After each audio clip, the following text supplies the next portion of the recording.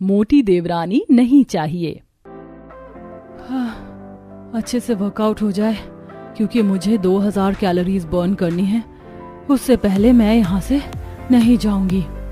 ये है रोशनी, जो रहेजा परिवार की बड़ी बहू है। और रहेजा परिवार काफी अमीर है और रोशनी अपने घर में खुद का प्राइवेट जिम बनाकर वहाँ कसरत करती है। रोशनी को कसरत करना, अपने आप को फिट रखने और अच्छा खाना खाना बहुत पसंद था। तभी रोशनी 1 इंची टेप लेती है और उसमें अपनी कमर को नापती है। चलो भगवान का लाख लाख शुक्र है कि मेरी कमर अभी फिट है। उसके बाद रोशनी एक वेइंग मशीन के पास जाती है और उसमें खड़े होकर अपना वजन नापने लगती है। हे भगवान, मैंने ये क्या देख लिया? अरे इसे देखने में मेरी आंखें फट क्यों नहीं गई? अरे आधा किलो वजन कैसे बढ़ गया? कल तक तो सब कुछ ठीक था, अब चाहे जो हो जाए मैं तो आधा किलो वेट कम करके ही जाऊंगी। तभी फिर से रोशनी वर्कआउट करना शुरू कर देती है और बहुत ही ज्यादा जोश में सारी एक्सरसाइज करती है।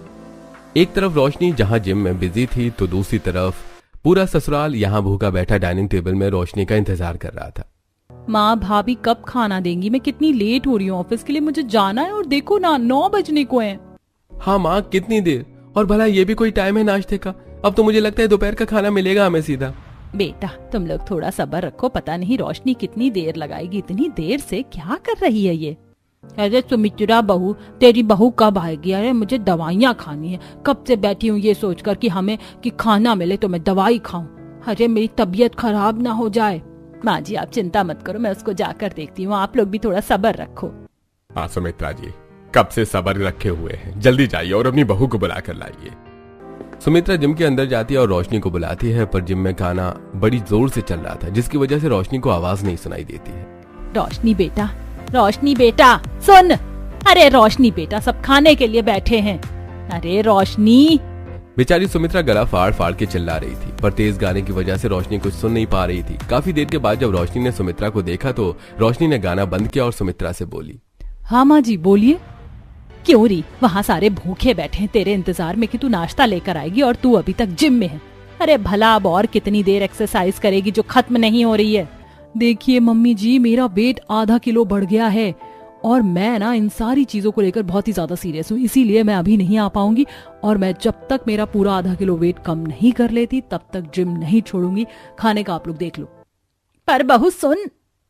बेचारी सुमित्रा कुछ बोल पाती उतनी देर में रोशनी दोबारा गाना चलाकर एक्सरसाइज करने लगती है। रोशनी वापस डाइनिंग एरिया आती है। क्या हुआ सुमित्रा जी, आपकी बहू आई कि नहीं? हाँ माँ, कब से यहाँ बैठी हूँ मैं खाने के इंतजार में। सही बात है, मैं तो पागल हो गई हूँ भूख के मारे। आप लोग चिंता मत करो, मैं खाना बना रही हूँ। रोशनी का अलग ही ड्रामा चल रहा है। मैं खाना बनाकर आप सभी के लिए जल्दी लेकर आती हूँ। एक काम करती हूँ, पोहा बना देती हूँ, जल्दी बन जाएगा। सुमित्रा किचन में जाती है और जल्दी से पोहा बनाना शुरू कर देती है। थोड़ी देर में जल्दी से सुमित्रा पोहे बनाती है और सबके लिए पोहा बनाकर बाहर लेकर आती है और सबको परोसती है और खुद भी खाती है। जैसे तैसे आज सुबह का नाश्ता तो हो गया था। अरे रोशनी बेटा, तू क्या करती रहती है? माँ जी आज देर हो गई इसीलिए खाना नहीं बना पाई। अब ऐसे ही सुमित्रा अपनी बहू से काफी परेशान रहने लगी थी। एक दिन सभी हॉल में बैठे हुए थे साथ पर। क्या बताऊं, रोशनी का रोज रोज नया नाटक रहता। बताओ, खाना बनाती है तो वो भी बेकार। खाना कहाँ बेकार होता है, बहू सही तो बनाती है। पोता बहू खाना कहाँ माँ, वो मसाला तेल कम डालती है और हम लोग मसाला खाने वाले लोग हैं। पापा भाभी डाइट पर है ना, इसीलिए। खैर ये सब हटाओ और मुझे ये बताओ कि अब मुझे अपने छोटे बेटे मोहन की शादी करनी है और मुझे उसके लिए अच्छी बहू लानी है जो हम लोगों को अच्छा खाना खिला सके। मतलब हमारी नई भाभी खाते पीते घर से आएंगी। हाँ बिल्कुल वैसा ही होगा। ये सारे लोग बात कर रहे थे कि तभी पीछे से रोशनी सारी बातें सुन लेती है। हे भगवान, ये लोग क्या कह रहे हैं? खाते पीते घर से मेरी देवरानी मोटी होगी? नहीं नहीं नहीं नहीं, मुझे मोटे लोग नहीं पसंद। और अगर मेरी देवरानी मोटी आई तो मैं पागल हो जाऊंगी। चाहे जो हो जाए, मेरी देवरानी मोटी नहीं आनी चाहिए। रोशनी हमेशा मोटे लोगों से जलन करती थी और चिढ़ती थी। एक दिन बालकनी में रोशनी खड़ी थी, तभी उसकी पड़ोसन रश्मि गुजर रही थी। रश्मि थोड़ी मोटी थी। ओहो, मोटी रश्मि प्रिया, एक तो ये कितनी मोटी है, मुझे ये बिल्कुल पसंद नहीं। रोशनी भाभी कैसी हैं आप? मैं तो बिल्कुल ठीक हूँ, पर तुम अपना बताओ, तुम्हारा वेट कितना बढ़ गया? देखो कितनी मोटी हो गई। अपने लिए कपड़े कहाँ से लेती हो? तुम्हें तो डबल एक्सल कपड़ा आता होगा। रोशनी भाभी, दरअसल मुझे एक बीमारी है जिसकी वजह से मैं थोड़ी मोटी हो गई हूँ। थोड़ी मोटी? अरे तुम बहुत मोटी हो गई हो। जरा जाकर वेट मशीन पर अपना वेट चेक करो, 2-3 कुंटल से ज्यादा की होगी। बेचारी रश्मि चुपचाप खड़ी रहती है और उसकी आंखों में आंसू आ जाते हैं। रोशनी उसके मोटापे का मजाक उड़ाती है। थोड़ी देर में रश्मि वहां से चली जाती है। मुझे मोटे लोग नहीं पसंद, क्योंकि मोटे लोग बहुत ज्यादा बेकार लगते हैं। मैं कभी मोटी हुआ करती थी, मुझे खुद से नफरत थी कि मैं मोटी क्यों थी, इसीलिए मैं मोटे लोगों से और नफरत करती हूँ। इतना कहकर रोशनी वहां से चली जाती है। एक दिन रोशनी जिम में थोड़ी ज्यादा देर तक वर्कआउट करने लगती है, जिसकी वजह से घर में सब लोग काफी परेशान थे, क्योंकि रोशनी ने खाना नहीं बनाया था। क्या हुआ, आप लोग मुझे ऐसे क्यों देख रहे हो? तो कभी समय पर खाना क्यों नहीं बनाती? अभी खाना तू छोड़, तू मुझे ये बता, हमारी पड़ोसन है जो रश्मि, उसको तूने क्या बोला है? क्या हो गया, मैंने क्या बोल दिया? जैसे मुझे पता ही नहीं, उसने मुझे सब बताया है। तू उसको चिढ़ा रही थी कि वो कितनी मोटी है, कितनी भद्दी है। अरे तो मैंने इसमें गलत क्या बोला? जो भी कहो रोशनी बहू, पर यह बात बहुत गलत है। अब सभी लोग रोशनी को काफी सुनाते हैं और रोशनी भी सबसे लड़ाई करती है। तभी सुमित्रा, अब तो मुझे लगता है अपनी नई बहू को लाना ही होगा, और वैसे भी मोहन की शादी की उम्र भी हो रही है। ये बात सुनकर रोशनी के दिल में वही डर वापस आ जाता है, कहीं उनके घर में मोटी देवरानी ना आ जाए। हे भगवान, फिर वही मोटी देवरानी का डर। मैं तो जा रही हूँ सोने। रोशनी काफी थक गई थी, इसलिए वो गहरी नींद में सो जाती है। अब सुबह हो जाती है, रोशनी होती है, तभी वो बाहर आती है और हॉल में बैठ जाती है। तभी दरवाजे की घंटी बजती है। अरे अभी तो यहाँ आकर बैठी हूँ, अब कौन आ गया? रोशनी दरवाजा खोलती है तो उसके पैरों तले जमीन खिसक जाती है, क्योंकि उसके सामने उसका देवर और उसकी हट्टी कट्टी मोटी देवरानी खड़ी थी। हाँ, मुझे जिसका डर था वही हो गया, इतनी मोटी देवरानी। अरे नहीं, मुझे ये नहीं चाहिए। क्या हुआ जेठानी जी, मेरा गृह प्रवेश नहीं करेंगी क्या? थोड़ी देर बाद पीछे से सभी परिवार के सदस्य आ जाते हैं और गृह प्रवेश करने की तैयारी करते हैं। अरे मेरी प्यारी बहू जया, तेरा गृह प्रवेश मैं करती हूँ। जिनको इस गृह प्रवेश में नहीं रहना वो ना रहे, पर मेरी नई बहू अब इस घर की रानी बनकर रहेगी। छी छी, आप ऐसा कैसे कर सकती है माँ जी? इतनी मोटी बहू लाकर इस घर को बर्बाद करना चाहती हैं क्या आप? पूरे घर को तूने अशांत किया हुआ है और आज तू बर्बादी की बात कर रही है। हाँ। माँ जल्दी से भाभी का गृह प्रवेश करिए ना, भाभी घर के अंदर आए, फिर हम लोग बहुत मजे करेंगे।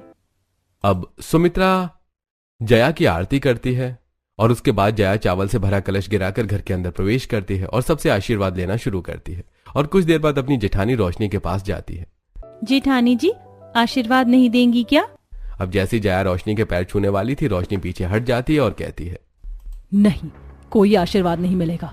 सबने आशीर्वाद दिया तुम्हें, वही काफी, मैं नहीं दूंगी। जेठानी जी अभी तो शुरुआत है, अब देखिए आगे आगे क्या होता है। रसोई घर में रोशनी खाना पका रही थी, तभी वहां पर जया आती है। आपकी कुछ मदद कर दूं जेठानी जी? नहीं जया, तुम मदद मत करो, वरना तुम सारा खाना खा जाओगी। अच्छा जी, ऐसा है क्या? अब तो पक्का खा जाऊंगी सारा खाना, वैसे भी मुझे बहुत भूख लगी है। खाना वैसे मैंने बना दिया है, अब कोई खाना बनाने का काम नहीं बचा। एक काम करो, तुम डाइनिंग टेबल में जाकर ये डिशेस रख दो और खाना टिफिन में पैक कर दो। ठीक है जेठानी जी। अब जया काफी भूखी थी, इसलिए वो बीच बीच में खाना खाती जा रही थी। 5 रोटी डाइनिंग टेबल तक ले जाती तो रास्ते में 2 रोटी खुद खा लेती। सारा परिवार खाना खाने के लिए बैठ जाता है और जैसे ही सब लोग खाना खाना शुरू करते हैं तो कुछ देर में कभी रोटी कम पड़ जाती है तो कभी चावल कम पड़ जाते हैं। अरे बहू, ये सब्जी तो खत्म हो गई, और ला दे। जी दादी माँ, मैं अभी लाती हूँ। अरे भाभी देखो ना, ये रोटियां भी कम है, रोटी भी लेते आना। अरे मैंने बहुत सारी रोटियां रखी थी, कम कैसे पड़ गई? चलो कोई बात नहीं, मैं लेकर आती हूँ। रोशनी बहू, यहाँ पर चावल भी खत्म हो रहे हैं, चावल भी नहीं है, दाल भी काफी कम लग रही है। लगता है आज फिर से तुमने कोई नौटंकी कर दी खाने में। हे भगवान, ऐसा कैसे हो सकता है? मैंने तो ज्यादा खाना बनाया था और सबके लिए बराबर खाना था, आखिर खाना कम क्यों पड़ रहा है? तभी रोशनी की नजर उसकी मोटी देवरानी पर जाती है, जो बिना किसी से बोले गपागप खाती चली जा रही थी। कहीं इस मोटी देवरानी ने सारा खाना तो नहीं खा लिया? देखो ना, तो कुछ बोल रही है और ना ही कुछ देख रही है, बस गपागप खा रही है।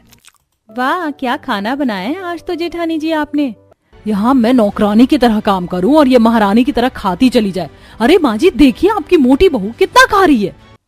ये बात सुनते ही मोहन को गुस्सा आ जाता है और मोहन बोल पड़ता है, बस बहुत हो गया रोशनी भाभी, हद पार हो गई है। मैं आपको बार बार अनदेखा करता हूँ कि आप मुझसे बड़ी हैं, मैं आपको कुछ नहीं बोलता, पर अब तो हद पार हो गई है। कोई खाना खा रहा है तो आप ऐसे बीच में किसी को ऐसा नहीं बोल सकती। वो मेरी पत्नी है, उसे मोटा बोलना बंद कीजिए।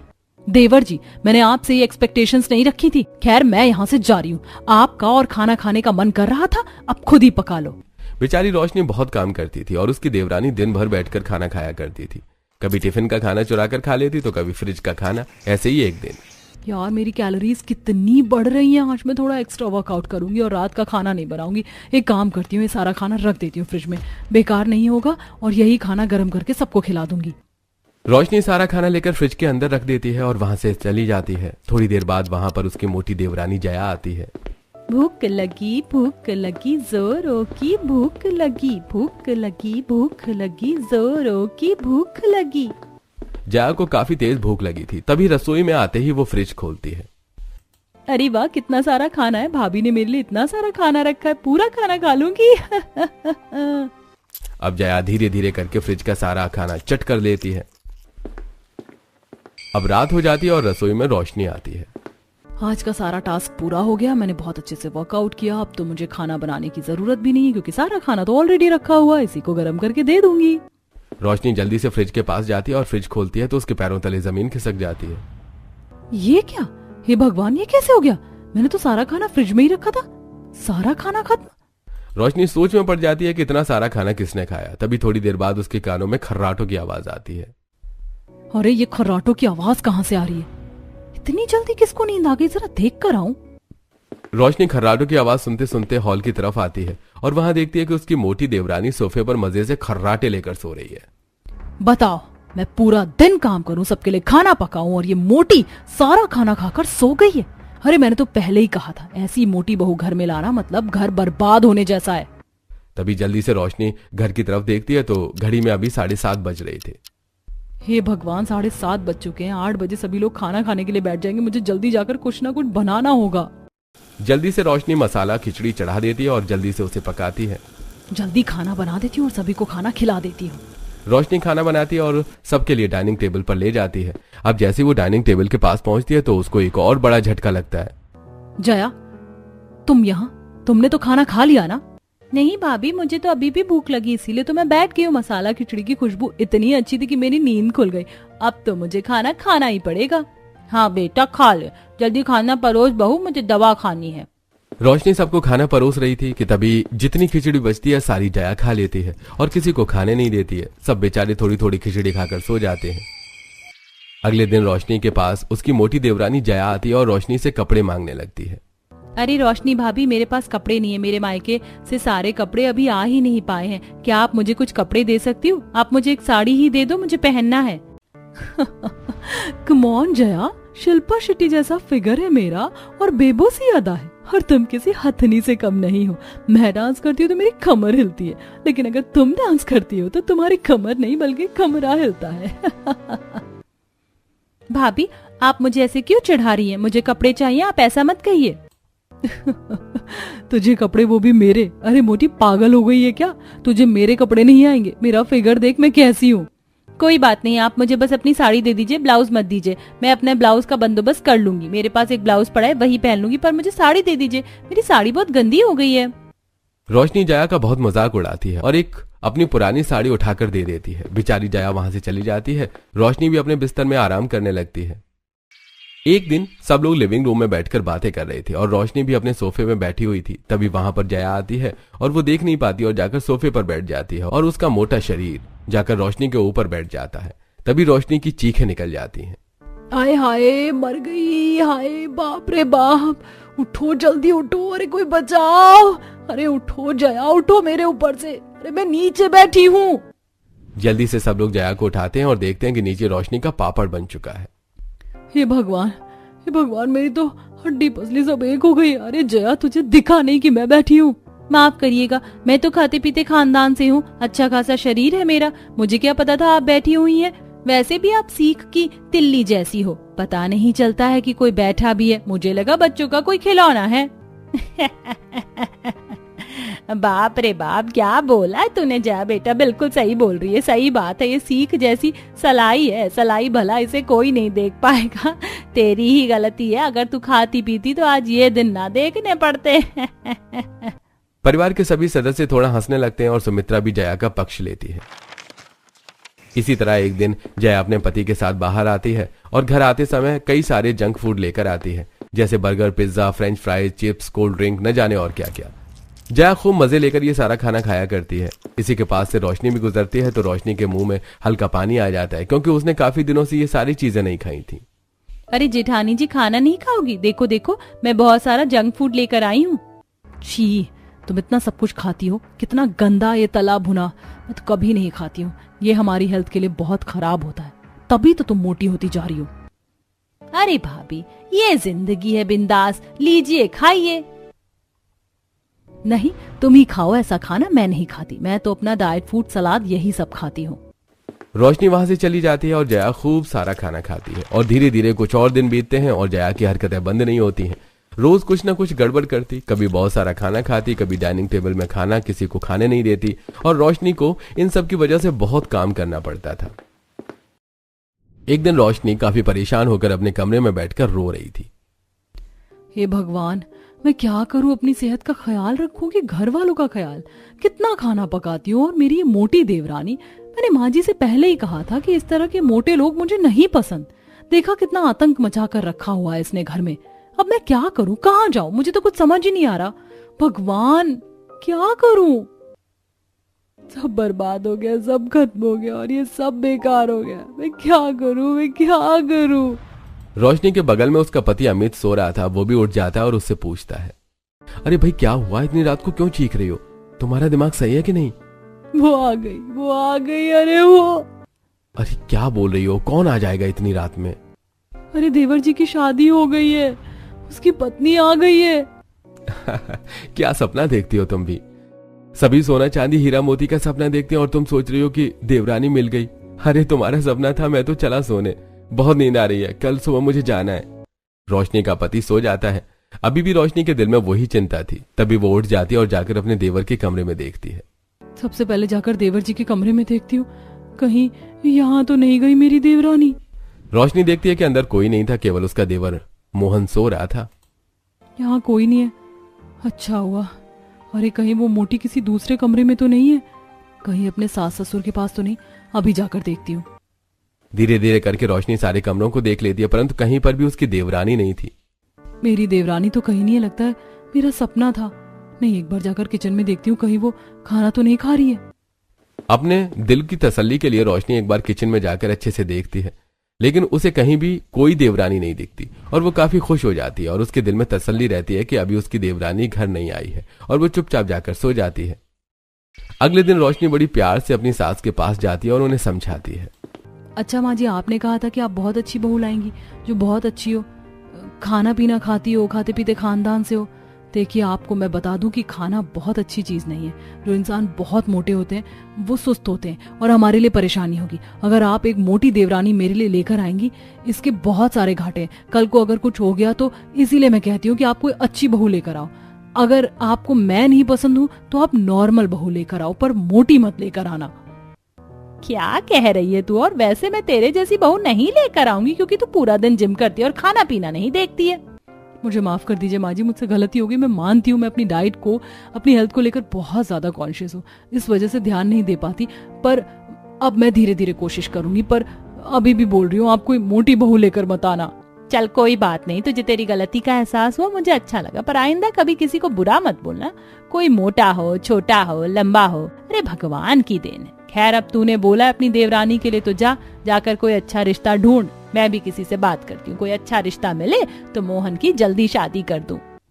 जोरों शोरों से शादी की तैयारी शुरू हो जाती है। हर तरफ परिवार के सभी सदस्य अपनी नई बहू को ढूंढने लगते हैं और कुछ ही दिनों के बाद उसको एक काफी अच्छी सर्वगुण संपन्न, न ज्यादा पतली न ज्यादा मोटी, एक अच्छी सी बहू मिल जाती है जिसका नाम था परी, और वो बहुत सुंदर भी थी।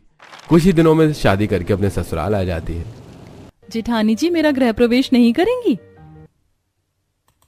अरे क्यों नहीं करूंगी, आप मेरी देवरानी हैं। परी प्यार से कलश को गिराती है और कुमकुम की थाल में अपने पैर डालकर घर में प्रवेश करती है। आओ बहू, तुम्हारा स्वागत है हमारे इस घर में। हाँ भाभी, आ जाइए, आप ही का घर है। सही कहा, मुझे भी एक नई भाभी मिल गई है। और मुझे मेरी देवरानी के साथ साथ जीवन में बहुत बड़ी सीख भी मिल गई है। रोशनी के ये चीज बोलते ही सारे लोग रोशनी को देखते हैं। रोशनी बोलती है, क्या हुआ, आप लोग मेरी तरफ देख रहे हैं? अरे मैं ये कह रही हूँ कि मुझे अब समझ में आ गया कि मोटा पतला लंबा नाटा कुछ नहीं होता। इंसान दिल से अच्छा होना चाहिए, उसके कर्म अच्छे होने चाहिए। अरे ये भगवान ने दिया है और मैं भी बहुत पागल हूँ। अपनी डाइट और अपने वर्कआउट को लेकर बहुत ही ज्यादा कॉन्शियस हूँ और अब मुझे समझ में आ गया है कि अपनों के साथ ही सबसे बड़ी खुशी होती है। बिल्कुल सही कहा जेठानी जी आपने। और मोटा होना ऐसे अच्छी बात नहीं है। अगर भगवान ने मोटापा दिया है तो कोई बात नहीं, पर अगर उल्टा सीधा खाना खाओगे तो मोटे होगे, ये सेहत के लिए अच्छा भी नहीं। भगवान ने मुझे बहुत बड़ी खुशी दे दी। आखिरकार हमारे घर में 2 बहू आ गई। एक बहू तो थोड़ी सही नहीं थी, अब वो भी सही हो गई और दूसरी बहू भी बड़ी अच्छी है। भगवान का शुक्र है, सब कुछ कुशल मंगल है। सब लोग खुश होते हैं और साथ में खुशियां मनाते हैं। ऐसे ही आपके जीवन में भी लोगों के अंदर कमियां होती हैं, परंतु उनका मजाक न बनाएं, बल्कि उनके साथ उनकी जिंदगी में कुछ पल दें और उनके साथ देने की कोशिश करें ताकि वो भी अपनी इन कमियों से आगे बढ़ सके। अब दोनों देवरानी जिठानी बड़े ही मजे से किचन में खाना पकाती हैं और हंसी खुशी रहती हैं।